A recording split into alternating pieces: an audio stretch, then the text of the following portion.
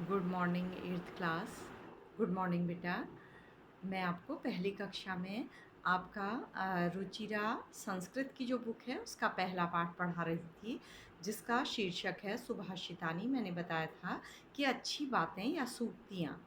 ठीक है, तो हमने 3 श्लोक पढ़ लिए थे, जिनमें पहले श्लोक में अ, अच्छी संगति के बारे में बताया था कि अच्छी संगति में गुण गुण रहते हैं, लेकिन बुरी संगति में जाकर वही गुण बुराइयों में बदल जाते हैं। दूसरे में था कि व्यक्ति बुद्धिमान प्राणी है, यदि उसे साहित्य, संगीत, कला की कौशल ये नहीं है उसके अंदर, तो वो पशु के समान है। ठीक है, और अगले में किस व्यक्ति की क्या ऐश्वर्य या उसकी संपदाएं नष्ट हो जाती हैं, ये बताया गया था। आज मैं आपको इसी पाठ का चौथा श्लोक पढ़ने जा रही हूँ।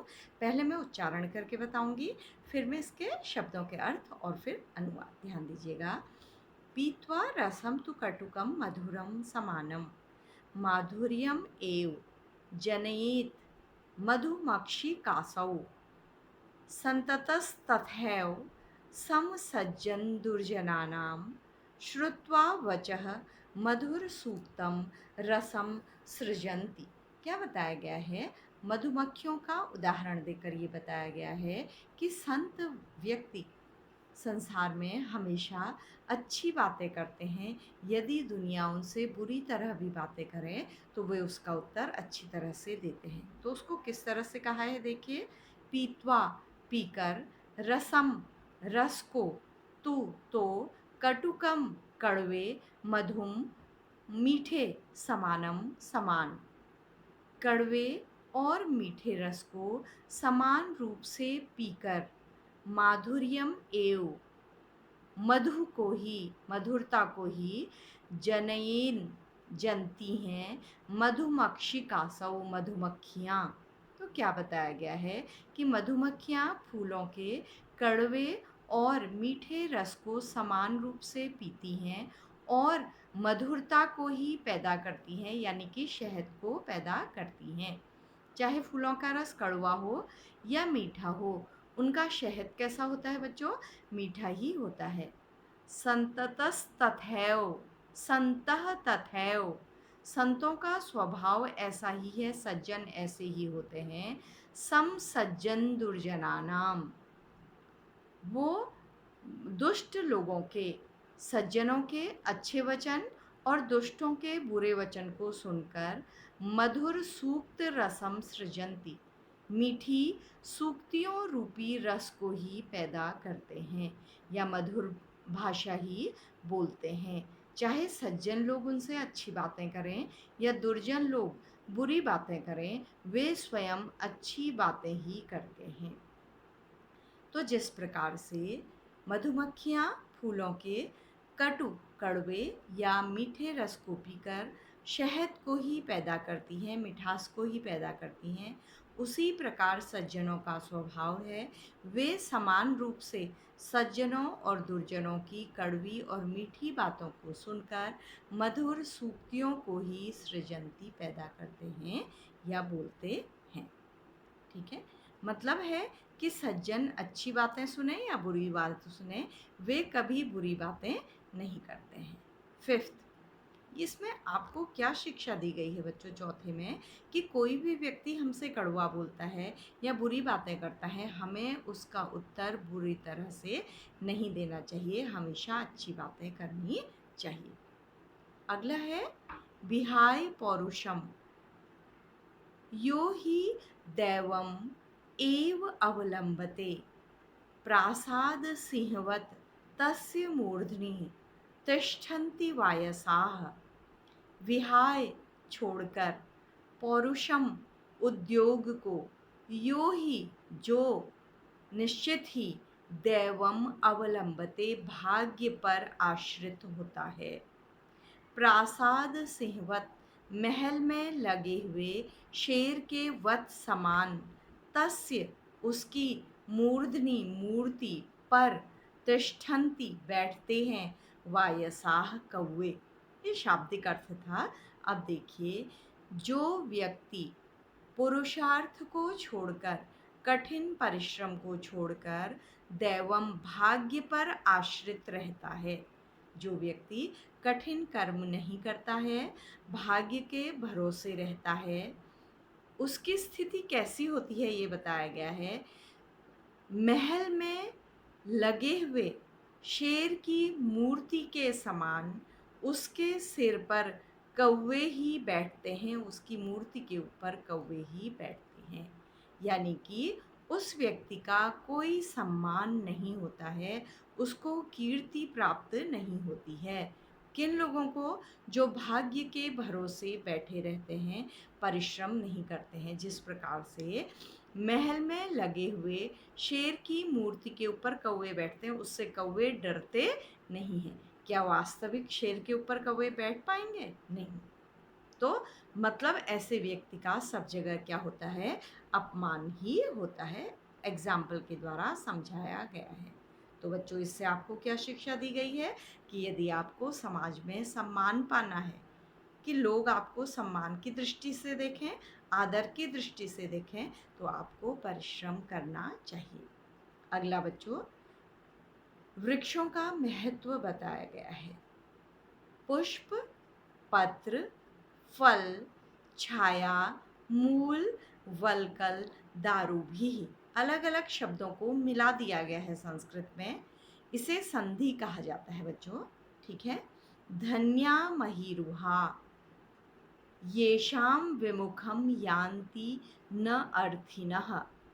क्या बताया गया है कि पुष्प, पत्ते मतलब फूल, पत्ते, फल, छाया, जड़, पेड़ों की छाल और लकड़ियाँ, ये वृक्ष किसको प्रदान करते हैं? लोगों को। ठीक है। धन्या महीरुहा, धन्य है मही जमीन पर, रुहा उगने वाले यानी कि वृक्ष, ये शाम जिनसे विमुखम लौटकर, यान्ति नहीं जाते हैं, न अर्थिनः याचना करने वाले लोग, मांगने वाले लोग। मतलब वृक्ष के सम्मुख जो भी अपनी इच्छा से फूल, पत्ते, फल, छाया, मूल मतलब जड़, पेड़ की छाल और लकड़ियाँ जो भी लेने जाता है, वो कभी खाली नहीं लौटता है। तो धन्य है ऐसे पेड़ जिनके सामने से याचक कभी खाली हाथ नहीं लौटता है। यानी कि वृक्ष अपनी क्षमता से अपना सब कुछ प्रदान करके लोगों की क्या करते हैं? सहायता करते हैं।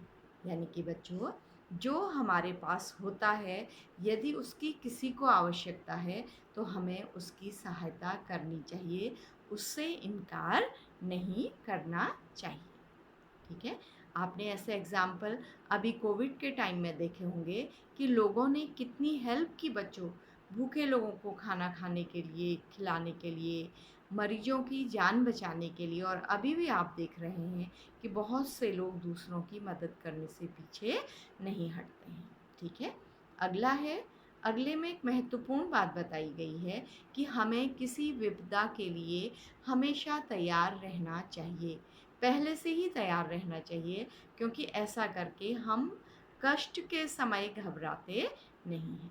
तो क्या बताया गया है देखिए, चिंतनीया ही विपदाम आदावेव प्रतिक्रिया, न कूप खननम युक्तम प्रदीप्ते वह्निना गृहे। चिंतनीया सोच विचार ही विपदाम विपदा के समय, आदावेव आने पर, प्रतिक्रिया जो विपदा आने पर, आदाव आदव आने पर उसकी चिंता करना क्या है? व्यर्थ है। कोई विपदा आती है, उस समय हम उससे बचने का उपाय करते हैं, तो ये व्यर्थ है। क्योंकि एग्जाम्पल बताया गया है, नवकूप खननम युक्तम प्रदीप्ते वह्निना गृहे। क्योंकि ऐसे समय में कुएं को खोदना जबकि घर में आग लगी हो उचित नहीं है। क्यों बच्चों?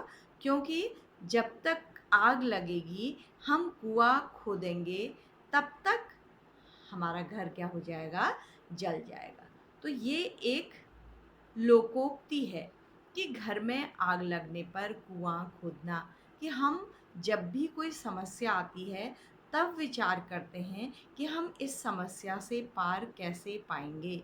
लेकिन यहाँ पर रचनाकार कहना चाहते हैं कि हम मनुष्य हैं, हम बुद्धिमान हैं, हमें हर समय विपदाओं के लिए अपने आप को तैयार रखना चाहिए कि हम उन्हें कैसे उनसे पार पाएंगे। तो चिंतनीया ही विपदाम, किसी विपदा के लिए सोच विचार करना, उसे दूर करने का उपाय करना, आदावेव प्रतिक्रिया, पहले से ही, आदव एव प्रतिक्रिया, पहले से ही उसके प्रतिकार के बारे में सोचकर रखना चाहिए कि यदि यह इस प्रकार की विपत्ति आती है तो हमें किस प्रकार का व्यवहार करना चाहिए। तो क्योंकि घर में आग लगने पर कुआं खोदना उचित नहीं है, क्योंकि उससे कोई लाभ नहीं होगा। जो नुकसान होना होगा, जो हानि होनी होगी, हो जाएगी। तो बच्चों, बिल्कुल आज के समय में तो ये और भी एप्रोप्रिएट है कि संसार में इतनी बड़ी विपत्ति आई हुई है, तो हमें हर समय सोच के रखना है कि यदि यह गंभीर बीमारी वाली विपत्ति हमारे सामने आई तो हम उससे बचने का पहले ही क्या कर लें, उपाय कर लें। Prevention is better than cure, मतलब बाद में किसी स्थिति का सामना करना, पहले ही उससे बचने का उपाय कर लेना चाहिए। तो यही इस श्लोक में बताया गया है। तो आपने देखा कि ये श्लोक कितने काम के हैं। आपको कभी भी किसी वार्तालाप में, किसी निबंध में ये काम आ सकते हैं। और मैं चाहती हूँ कि जो आप पढ़ रहे हैं उसे खाली एग्ज़ाम के लिए याद न करें बच्चों, उसको अपने जीवन में भी याद रखें। तो मैं पूरी कोशिश कर रही हूँ कि आपको अच्छी तरह से समझा सकूँ। जब भी आप पढ़ेंगे तो श्लोक अपने सामने रखिएगा, इस तरह से आपको याद होता जाएगा। तो बच्चों, इस पाठ का दूसरा पोर्शन भी आज समाप्त हो गया है। ये पाठ हमारा समाप्त हो गया है। अब आपको लिखित कार्य करना है जिसे अगली कक्षा में भेजा जाएगा और जिसे आप सुंदर स्वच्छ हैंडराइटिंग में अपनी कॉपी में करेंगे। तो बच्चों, इस तरह से आज की कक्षा भी हमारी समाप्त होती है। Thank you class, thank you बच्चों।